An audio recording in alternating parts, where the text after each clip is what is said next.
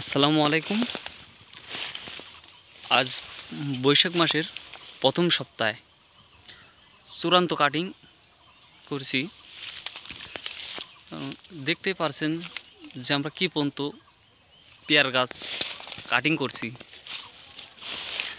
আমরা গাছে আবহাওয়া দেখি হরমোন করব। হরমোন করার আগে সাইড দিচ্ছি, কারণ বৈশাখ মাস ঝড় ঝাপট হইতেই পারে।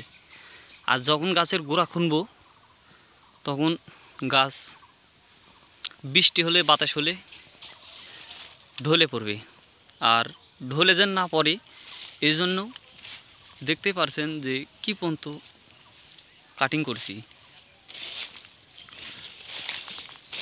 গাছ অনেক লম্বা হয়ে গেছে, আর দেখতেই পারছেন যে গাছে কি পর্যন্ত ফুল ফল। আমরা কিছুই রাখবো না,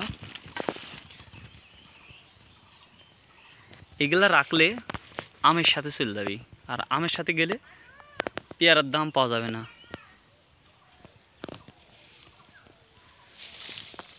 আর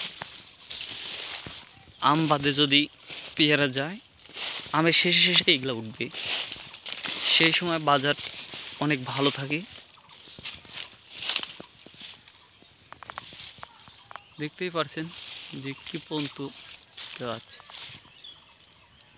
আমরা হরমোন করব।